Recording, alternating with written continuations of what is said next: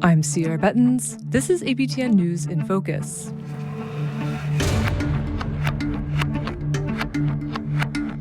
On this episode, how a new law purporting to protect Nova Scotians could infringe on Mi'kmaq treaty rights. I won't quit. My people won't quit. We're not going anywhere.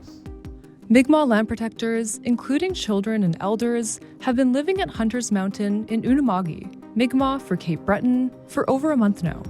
They've created a checkpoint to protect the mountain and prevent logging trucks from clear-cutting the forests. Logging companies and Nova Scotia Power have paused working on the mountain since the checkpoint began. But on October 3rd, a law was passed in Nova Scotia that could enable the RCMP to remove structures that may impede or block forest roads on Crown lands. It also gives them the power to issue a $50,000 fine, as well as up to 6 months in jail for defying the law. It's called the Protecting Nova Scotians Act.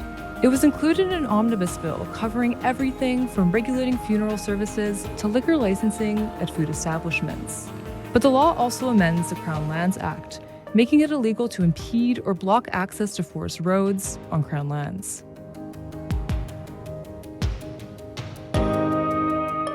APTN video journalist Angel Moore has exclusive access to life behind the cedar line at Hunter's Mountain. She joins us on InFocus to share what she's heard on the ground and why land protectors aren't backing down. Thanks so much for joining us, Angel. Thank you for having me. So before we get into the law that was passed by Nova Scotia, I'm wondering, can you describe the checkpoint for us? Who's there right now and what's going on?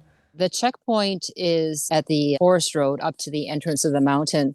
And there is a cedar line across the checkpoint that is maintained and replenished as needed. And the cedar line is to keep out negativity because this is a peaceful gathering here. Also at the checkpoint, there is a wooden cabin and it has a wood stove inside.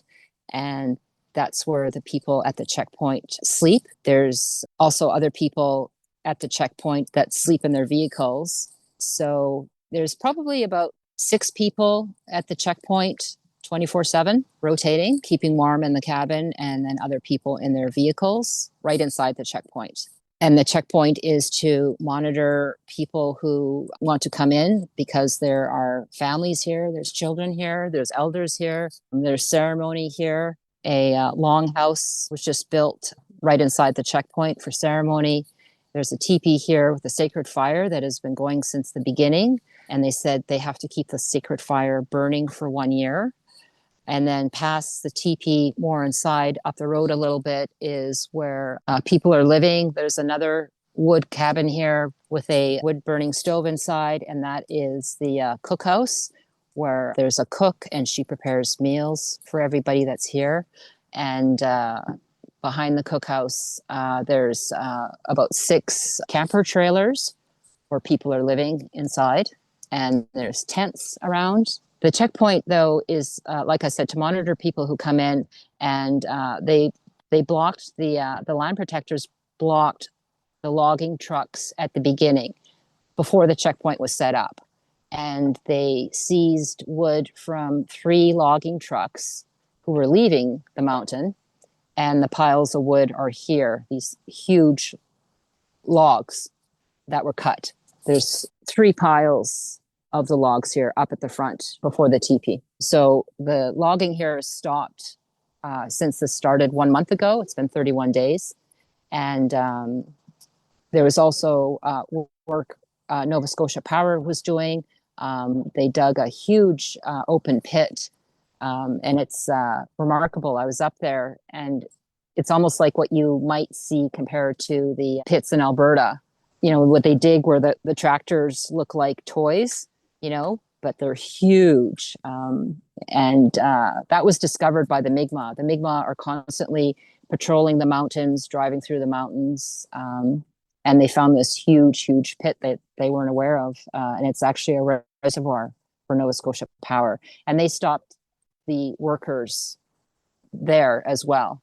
They actually went up and told them to get out of their vehicles and completely stop. So all the work on the mountain has stopped since the Mi'kmaq came here. At the checkpoint, though, they're very clear. They're letting local people go up to the mountain who fish, who just enjoy the mountain, who hike, who camp. And I've seen it myself. Local people are going up the mountain and, enjoying the beauty of the mountain. There's a lookout point that is quite popular with tourists. So people are coming and going. So it's not a blockade. They've been very clear that it is not a blockade. It's a cedar line in ceremony. Mm-hmm. And so you were also at the land protectors checkpoint the day that the law was passed. And I'm wondering, what was the sentiment there that day? The sentiment was, frankly, some land protectors said they don't care, that it doesn't matter. There was mixed emotions. They were very upset that the Minister of Elnu Affairs, Leah Martin, agreed to pass this law. They felt betrayed and surprised. And this law was passed on Treaty Day. And ironically, it was the 300th anniversary of the 1725 Treaty, which says the Mi'kmaq signed with the Crown. The agreement is that they can hunt, fish, and harvest and have access to their lands prior to contact. So there's a lot of mixed emotions about that, especially with the Minister of Elnu Affairs. Leah Martin posted in a comment, I can read it if you want, it's short. She said, "I support this bill because it does not affect Aboriginal or treaty rights, and it doesn't impact who are following the law. The province only has duty to consult when those rights could be affected, and that isn't the case here. At the same time, we remain committed to ongoing dialogue with Mi'kmaq leadership to finding solutions that benefit Mi'kmaq communities and all of Nova Scotians." And that's a comment from Leah Martin. So people feel betrayed, very betrayed by the provincial government, and they say they're prepared to get arrested, that they're not leaving. They're actually planning on living here permanently. Mm-hmm. And so I wanted to kind of go back to the law, and I'm wondering, can you give us a bit of an overview on what the Protecting Nova Scotians Act is and what it covers? Because it's a lot of things from what I hear. Yeah, it was an omnibus, and the main one is it was an amendment to the Provincial Crown's Land Act that states that anyone blocking or impeding access to forest roads can be arrested and fined up to $50,000 and or face 6 months in jail. Another part of the bill was mental health information, which an organization called Nova Scotia Moms. We're happy that it's gone through. And what that is about is if someone has mental illness and they're an adult and, they're unfortunately unable to speak for themselves or their life is in danger, that the medical professionals can contact the immediate family member to work together to provide the person safety and help them hopefully to get treatment and work together as a family to help take care of adults with mental health. And then another one was about social insurance numbers, organizations, what they can do and can't do and have access or can't have access, that sort of thing. But those were the two main ones of the Act. The Bill 127 is the one that is the controversial bill that also stated there used to be a 6-month grace time for the police to remove structures and or make arrests if they're impeding or blocking access to forest roads. So that is the big one that has changed. Before the police would have to get a injunction from a judge, to come in and make arrests and remove the structures. But now that has changed. So there's zero notice that the police are going to come and remove people here. So that could happen any minute. That could happen right now, actually, as we're speaking. And, before this law passed, was there any sort of consultation with Mi'kmaq on the law whatsoever? No, not at all. It came as a surprise. The chiefs were not consulted. They had no idea. It went through in a matter of days. and they had public hearings, and some of the land protectors went to Jabuktuk, which is Halifax, and spoke at the public hearings quite eloquently and passionately about what they're doing. But leadership, because it was National Truth and Reconciliation, so there was events all across Mi'kma'ki, and there's a big event at Shubenacadie, which is the location of the residential school for the Atlantic region, and that is right next door to Sebeganagadi. So there is a huge ceremony there that day. Hundreds of people attend, not to mention ceremony in communities. So none of the leadership was around. And then the next day was October 1st is Treaty Day, and it was the 300th anniversary. There was a big event here at Hunter's Mountain, probably a couple hundred people celebrating that anniversary and ceremony. And plus, in all the communities, they have their own celebrations as well. It's a huge day here for the Mi'kmaq. So no leadership was around when it happened, and it was a last minute notice for the public hearings. Everybody's quite offended that this went through on Treaty Day, that this was done. They suspect it was done knowing that no one would be around. Mm-hmm. And on a similar note, I'm wondering, how could the law potentially violate treaty rights? Well, it violates treaty rights, first of all, that nobody was consulted about this act.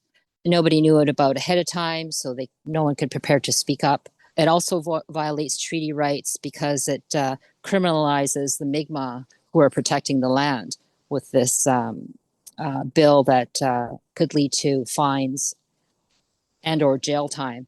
It also violates the Charter of Rights for freedom of expression, UNDRIP, Section 35, and more. The entire list of violations is incredible. And it also, most importantly, the Mi'kmaq say, is that it violates their inherent rights and to land and land title. And land title is what the Wolastoqey Nation has done in New Brunswick. They were in court for years, and the previous premier was very upset. And what they were asking and claiming, I should say, not asking, but they said their Aboriginal rights and title claim to land gives them stewardship over their traditional territory. For any resource extraction, they have to companies have to consult with the Wolastoqey, work together as a team, and be compensated for resource extraction off their traditional lands. The new premier seemed to be supportive of this, and the case was dropped. But as a result, resource extraction companies, are consulting now with the with the Wolastoqey, and working together. So in a sense, they didn't have to go to court, and it was successful. So here the Mi'kmaq are saying that they have stewardship over the lands, which they do because they did not cede their territories in the treaties. Mm-hmm. And so going back to the checkpoint, I wanted to play a clip from a story you did where we hear from land protector Michelle Paul. The people will stay here like the stars are stuck in the sky. They're not going to move as they shouldn't, because our treaties say so. We should be unhindered, we should be unmolested, and free to roam in our territories and our homelands.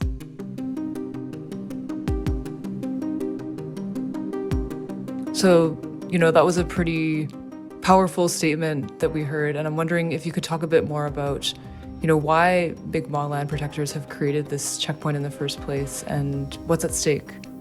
They created the checkpoint to protect the forest from being clear-cut. They stopped the logging trucks from leaving with the wood that was harvested, and the logging and Nova Scotia Power have stopped their work on the mountain. They are letting the public up to enjoy the mountain and look at the mountain, So it is not a blockade, and they're very clear about that. And I am here inside the checkpoint and have seen it for myself. It is a cedar line in ceremony, and there's Mi'kmaq land protectors at the front of the checkpoint. There's a wood cabin, and that's where they're sleeping, and some are sleeping in their cars. There's about 6 people there, if not more, at the checkpoint day and night. They created the checkpoint to stop the resource extraction and save the moose and the habitat. There's traditional medicines here that they want to protect as well, that they say they were being destroyed by the logging. I spoke to, like I said, I'm here inside the checkpoint, and I was speaking with the Mi'kmaq land protectors, and they said that they want the work to stop permanently. They are not interested in any type of logging or any type of work being done by Nova Scotia Power, and they are not willing to negotiate. Mm-hmm. And I'm also wondering, what is the relationship between Mi'kmaq and the provincial government under Tim Houston been like? In my opinion, it has not been good from what I see, especially, this recent bill. Nobody knew about it. Nobody was consulted. The Mi'kmaq chiefs put out a statement that they support the land protectors at Hunter's Mountain, and they say they were not consulted themselves. Yet the premier says publicly that he is working with the Mi'kmaq leadership about logging. So there's contradiction. And I was speaking to a chief the other day, and they said that Tim Houston says one thing, and then the next day he says the completely opposite. So there's lack of communication, and they say that the provincial government does not understand the treaties or honor the treaties or is informed about the treaties or educated. Another example is there's constant conflict with the Mi'kmaq treaty fishers who fish for a moderate livelihood, which was upheld in the Supreme Court of Canada by the Donald Marshall decision in 1999. And there's also conflict. First Nations communities here have a fishery agreement with the Department of Fisheries and Oceans, and it's called the Food, Social, and Ceremonial Fishery, meaning the Mi'kmaq can fish to feed their community and feed their families. And they have tags with that, and that's an agreement under DFL, yet people will be fishing with these tags, and DFO officers on the wharfs are still seizing the traps and hindering, and the Mi'kmaq say are hassling them to exercise their treaty right. So that has been going on even before the Marshall decision with the provincial government and the federal government. So that's a constant issue that's been going on forever. But this has really damaged the relationship with the Mi'kmaq, especially this bill coming out after the National Day of Truth and Reconciliation and Treaty Day. And the chiefs say this is a huge step back for the relationship with the provincial government.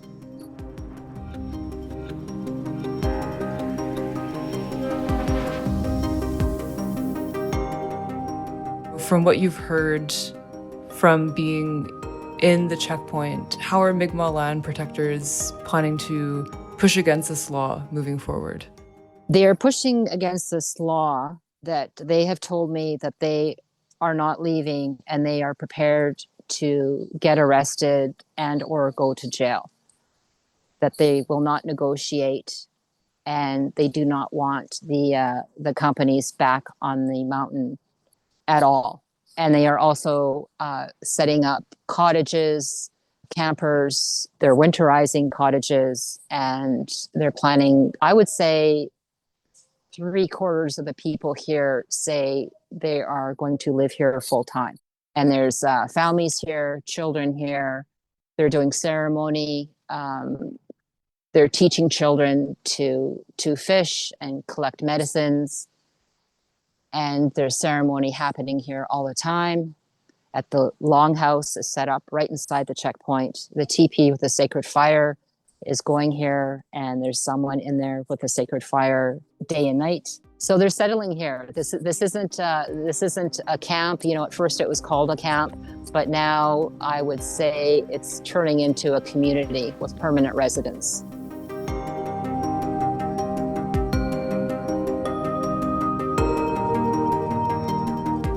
Well, Angel, thank you so much for joining us on In Focus today, and also thank you for your coverage of this. It's been really fantastic. Really happy to have you on here to discuss this in greater detail. Thank you for listening and paying attention to this story. It's very, very important.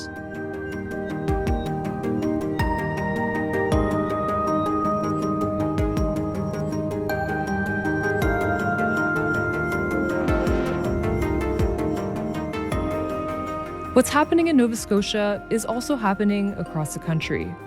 At a federal level, Bill C-5, or the One Canadian Economy Act, was enacted to fast-track infrastructure projects of national interest. But critics say it could come at the cost of Indigenous rights. And like the Protecting Nova Scotians Act, Ontario's mining and development law, Bill 5, was passed without consulting First Nations, whose lands are affected. Veldon Coburn is a faculty chair of the Indigenous Relations Initiative at McGill University, and he joins me from Montreal to take a closer look. Veldon, thanks so much for joining us. It's a pleasure. So to start, I wanted to get your thoughts on the Protecting Nova Scotians Act that was passed last week. I was wondering if you were surprised when you learned that Nova Scotia passed this law without any consultation with First Nations. Well, yeah, I think it's deeply surprising, especially on the East Coast where there are no territorial title treaties. Nowhere where land has been ceded to the Crown in any way, but even where land may have been ceded across Canada, it typically acknowledges and protects the Indigenous rights within the territories. But in this particular case, the law criminalizes even almost the presence of Indigenous peoples on their land in any kind of activity, which can be construed as, in the eyes of the settler state, as protesting, especially in the case for, say, land guardians and land defenders of blocking roadways for extractive economic activity. In this case, protect lumber and timber, so forestry industry. So, yeah, I mean, it's down east in Nova Scotia. It's the Mi'kmaq territory. It's theirs. They've never made any adjustment to their Indigenous rights to be on the land. And most of the economic activity is actually infringing upon their territorial title in any case. So if they were to protest this, and, this is, it could be surprising in many ways, but, it doesn't surprise us anymore that the Crown is going to be doing this and criminalize our own activities on our land. But it's something that's happening across the country too, as the rush to shore up our own economy because of what's happening with our relations to our neighbor in the south, which we can talk about, I guess, more. That all these provinces, especially, and then the federal government, of rushing through these major projects because they're trying to extract wealth out of Indigenous territory and eliminate any barriers that Indigenous peoples may pose to it. And so you mentioned this is happening in other provinces. I wonder if you could speak a bit more to that. What are some examples of similar legislation that is passed? So, ever since Donald Trump got into office and said, well, we're going to reorient much of the Western world, and, it's our closest trading partner, and our being Canada and the United States. So the settler state here in Canada has been deeply wedded, their economy with the United States for as long as one can tell. More formally through the Free Trade Act in the 1980s, and then the North American Free Trade Act with bringing in Mexico in the early 1990s. Donald Trump gets in 2016, rips up NAFTA, brings in CUSMA, as it is, the Canadian, United States, Mexico agreement, and, in the second term decides to start levying tariffs on Canadian exports and around the world too. So, but Canada's so reliant upon the United States for trade. It's the external market for selling things that he upends everything. And so every province and the federal government since January, and especially since early April when most of these tariffs came into effect, has been trying to reorganize and reorient our own economy with this threat. So it threatens the economic well-being because we're so deeply intertwined with it that well, we got to start finding new markets, but also we got to start shoring up our own internal economic activity. So what they're doing is, of course, Canada being a natural resource-based economy is looking for anything that's of worth, and it typically resides within Indigenous territories. So the natural resources in Ontario, for example, Premier Doug Ford has said we are just going to go ahead and, with the advancements of electronics and battery technologies, say we are going to go ahead and build that northern road, the billion-dollar road to the Ring of Circle in northwestern Ontario in the heart of Treaty 9 territory, cutting through despite the opposition of some First Nations, who've said, to their credit, we're not opposed to development, but you have to do it right because it's going to infringe upon their protected constitutional rights under Section 35 of Aboriginal Land Treaty rights. So that's one example. Federally, there's the major projects approval process. So essentially giving the green light to almost any province that says, and this leans on the Western provinces, especially Alberta, who want a new pipeline, is if you say this because it's going to fire up Canada's economy, the federal government will fast track the approval of it to the detriment of Indigenous territories and the peoples that still live on them and even if you don't live on it, you still have, as an Indigenous person, your territorial title in many respects, but also the activities that are protected as your Aboriginal rights that we still carry out. So our own hunting and harvesting, for example, of resources that are protected underneath and affirmed under treaties. So yeah, that's one aspect. So working with the federal government, provinces, and Ontario, for example, is just fast tracking the exploitation and extraction of natural resources to plow right through Indigenous territories, irrespective of treaty rights that do exist and Aboriginal rights that exist under other instruments or that have yet to be extinguished or modified in any statutory instrument. So moving back to the Protecting Nova Scotians Act, Mi'kmaq land protectors are now faced with the possibility of a $50,000 fine and up to 6 months in jail if they defy the law. Why do you think the province is resorting to criminalization? Well, it's extraordinarily heavy-handed. So $50,000, and that can be levied against any one individual. So, for example, if we take the case of the perspective, and in that region, there would be the forestry industry. So extraction of timber that if there was, say, a roadblock, and there might be a dozen or so Mi'kmaq that show up one day and say, just for this one day, we're going to set up a protest, which is a constitutionally protected activity in any case. But how the Crown wants to uh, frame it here is that it would result in a $50,000 fine. They would say, well, you can protest, but probably on the side of the road, you're blocking economic activity. So these corporations that want to go in, cut down all the trees, take it out to make some money, is that it's actually the Indigenous people's land. So one of the activities that they could take, that, whether or not it's traditional in any sense, is their own presence within the land. So that's the one thing that's very problematic. But I mean, for any individual themselves, just protesting, in any sense that they could say, well, it's interfering with the economic activity. Here's a $50,000 fine.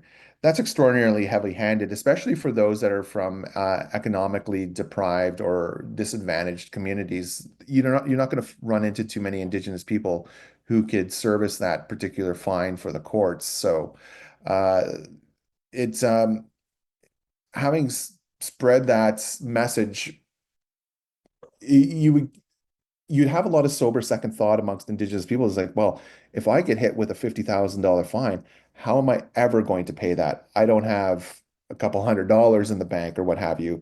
I probably will never see $50,000 in one big lump sum that I could just fork over to the Crown because I'm protecting what's mine or what we collectively hold together, which is the territory and the title to it. So it's exceptionally heavy-handed too, and it's in service of removing Indigenous peoples for corporate incursions into our territory to extract wealth.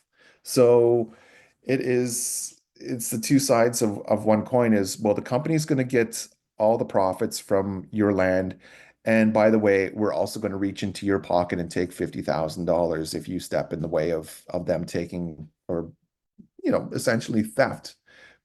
Because again, it bears repeating here in this particular sense. There's never been a territorial title matter and treaty in this region of Canada where the issue has been settled, where there's been come to an agreement of, well, the Crown's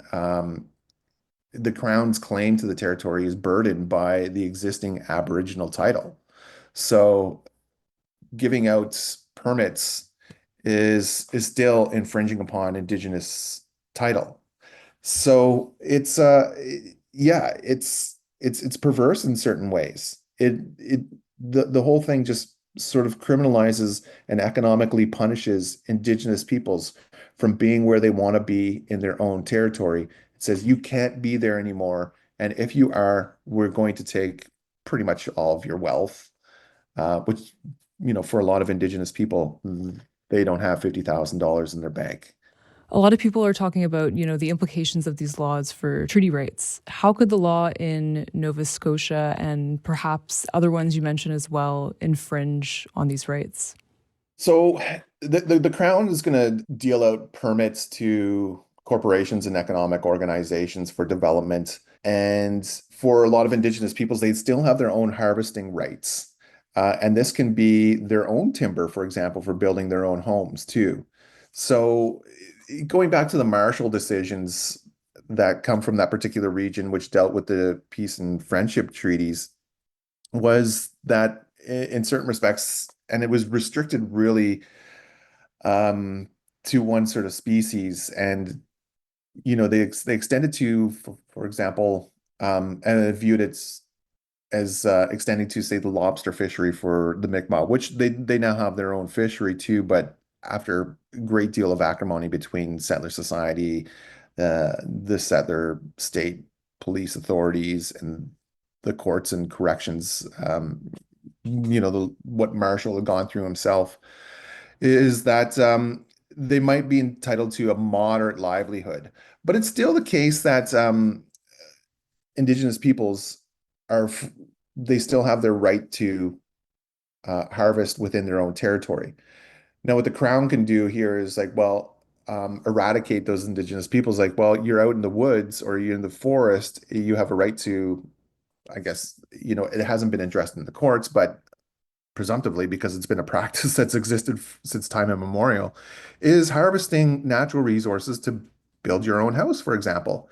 So if they're out there and they're collecting their own timber, milling it for lumber to build their own house, they could say, get off this land, and actually you're stealing from what has been permitted to XYZ Corporation, who's been permitted by the Crown to go in here now and cut down the trees themselves. So you're stealing from them. Because again, in certain regions, Indigenous peoples harvested their own timber to build their own houses and villages.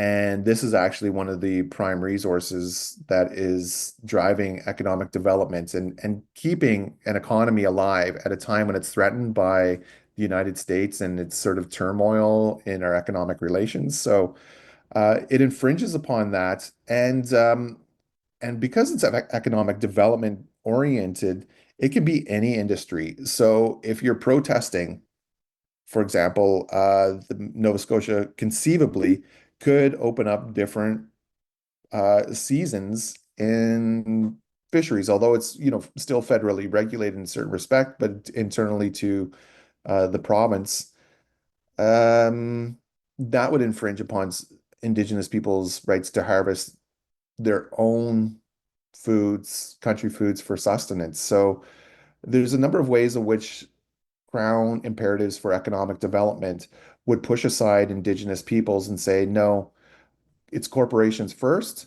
And if you get in the way, you're facing a $50,000 fine. So it could be small things, and it could just be people out hunting on the territory and perhaps caught trespassing on their own territory, of course. That's the Crown's view, and say, no, this area has been cordoned off and it's been surveyed and it's been given to by way of permit to the XYZ Corporation for forestry. You happen to be out with your son or your kid and you're carrying your gun and you're out moose hunting, that might be conceivably viewed as um, uh, coming within the ambit of the punitive measures of the new statutory regime. So your own personal harvesting of food, for example, could be criminalized. It's a bit of a stretch, but that's what the law does, and it hadn't consulted with the Indigenous nation itself and the title holders and the rights holders. So, despite the passing of this law, the land protectors have vowed to stay at the Hunters Mountain checkpoint. And I'm wondering, how do you see this unfolding based on what's been happening elsewhere in Canada with the passing of similar laws and then resistance to those laws? Well, down in the East Coast, there's been a long and really acrimonious history between settler state forces, so marshaling the RCMP when it's needed to remove Indigenous peoples. So I'm thinking not just in Nova Scotia, but also neighboring New Brunswick, Elsie Pugtug, for example, for those who oppose the environmental destruction and the other incursions for fracking and other matters that would disturb Indigenous territory and infringe on their ability to exercise their Aboriginal rights within their own territory, is that the government has their own police force. It's paramilitary when you look at it, just as we've seen in the West Coast to remove Indigenous peoples from their own lands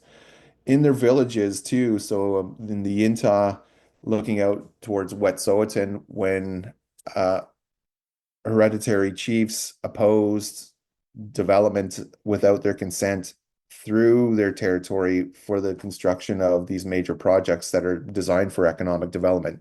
So to resuscitate a failing Indigenous to resuscitate a failing Canadian economy, settler economy, um, if Indigenous peoples get in the way of settler society making its money and its profits, its otherwise dispossession of Indigenous peoples, the Crown has signaled in the past that one of its like first resorts will be to send in its like paramilitary force to remove Indigenous peoples from their own lands in contravention, as should point out, of UNDRIP, which prevents the forced removal and the involuntary removal of Indigenous peoples from their own territory.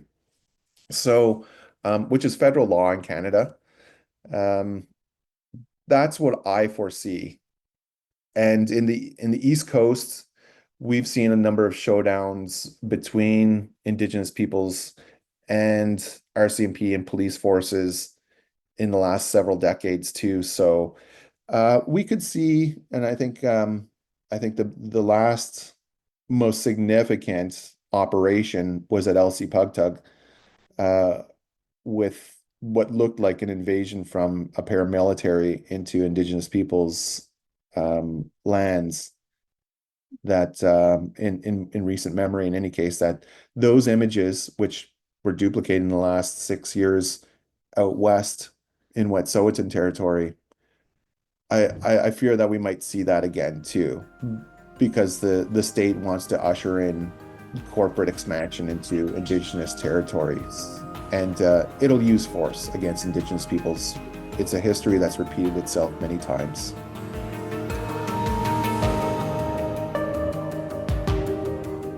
Well, Veldon, that's all the time we have, but thank you so much for coming on the podcast just to give some greater context on why, this isn't just happening in Nova Scotia, it's happening throughout Canada. Really appreciate it. It's my pleasure. Thanks for having me. Miigwech.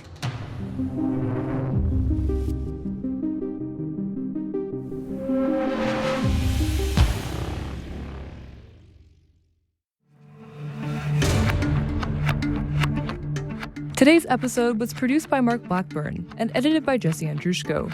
Charmaine Stricker is executive producer of APTN News InFocus. If you're liking the show, please leave a review. And if you have any comments or ideas, email them to infocus@aptn.ca. For more APTN News podcasts, visit aptnnews.ca or find us on your favorite player. I'm Cierra Bettens. Thanks for listening. Talk to you next week.